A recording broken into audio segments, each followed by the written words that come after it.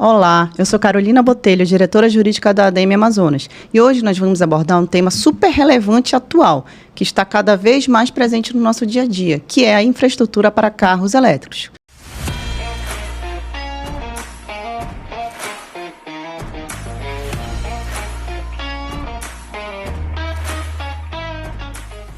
Como eu disse, no último 25 de agosto de 2025, o Conselho Nacional dos Corpos de Bombeiro publicou uma nova e importantíssima regulamentação federal. Essa diretriz estabelece padrões mínimos de segurança contra incêndio e controle de riscos de garagens e locais que possuem sistema de alimentação de veículos elétricos, os chamados SAVE.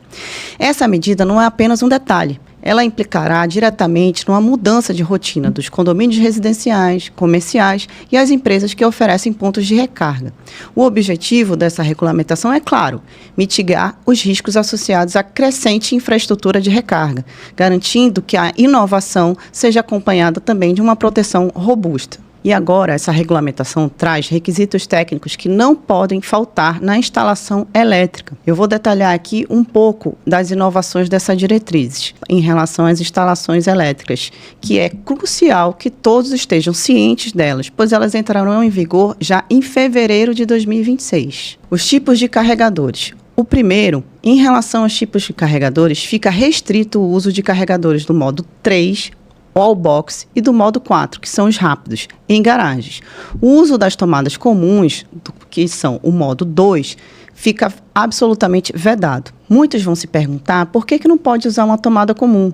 A resposta é simples. Tomadas comuns, conhecidas como modo 2, não foram projetadas para essa demanda contínua e elevada de energia que um veículo elétrico exige. Elas podem superaquecer, danificar a instalação elétrica e até causar incêndios. Por isso, a regulamentação restringe o uso aos carregadores do modo 3 e 4, que são mais indicados. O 3 para o uso doméstico e comercial, de segurança e eficiência, e o 4 nas estações de carregamento para públicos e grandes condomínios. Os circuitos individuais. Cada ponto de recarga deve possuir um disjuntor exclusivo e devidamente identificado.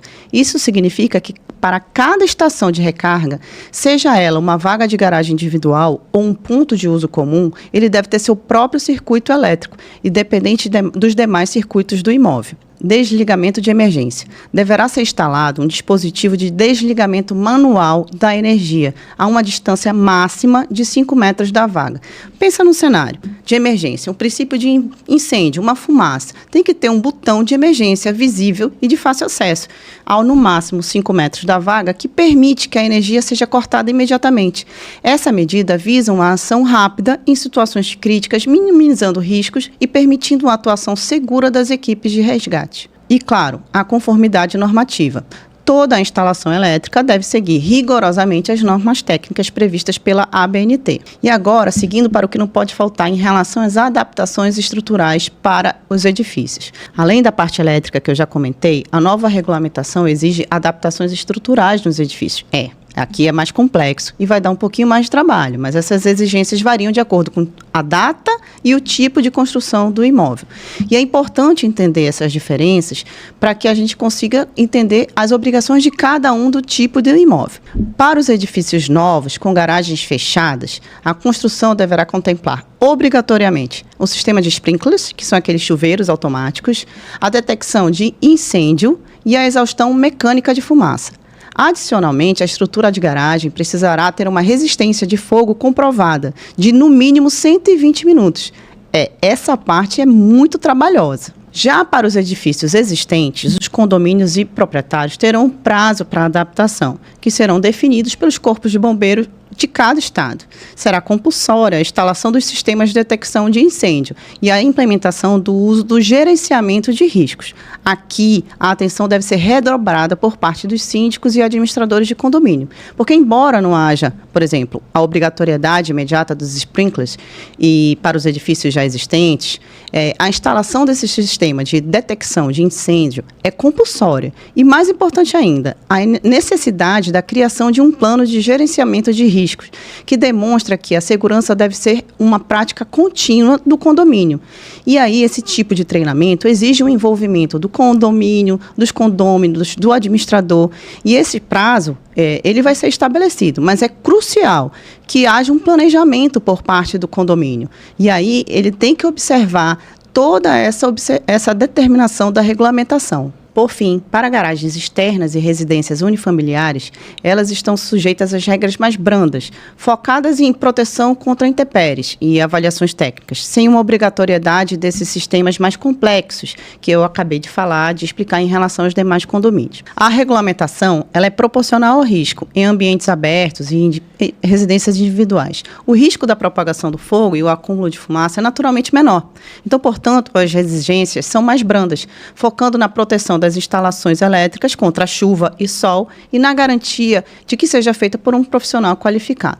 No entanto, mesmo com regras mais simples, a segurança não pode ser negligenciada. E aí vamos falar sobre as vigências e prazo dessa regulamentação. É importante ficar atento aos prazos. A diretriz federal, ela entra em vigor em 180 dias de sua publicação, ou seja, fevereiro de 2026. No entanto, as demais adaptações estruturais, especificamente em edifícios já existentes, dependerão de regulamentação estadual. Cada estado, por meio do seu corpo de bombeiros, definirá o cronograma de especificações para a sua conformidade. Isso significa que os síndicos e administradores dos imóveis e proprietários não podem esperar. É fundamental iniciar um planejamento imediato, avaliar o impacto da norma e das suas propriedades, garantir que a conformidade seja atingida dentro dos prazos estabelecidos pelo regramento. Vamos então para a conclusão aqui do nosso tema. Então, o que vocês puderam perceber de tudo isso que eu falei é que a chegada dos veículos elétricos traz muitos benefícios, eles são inegáveis, mas também exige alguma atualização e observância às normas de segurança. A ADEME está atenta a todas essas mudanças e busca sempre trazer informações das mais relevantes para todos. Se você ficou com alguma dúvida, procure uma orientação, seja da construtora associada da ADEME ou de um advogado especializado em direito imobiliário. Fique atento a todos os nossos próximos conteúdos para se manter informado. Se você gostou do vídeo, curta, compartilhe e salve. Até a próxima!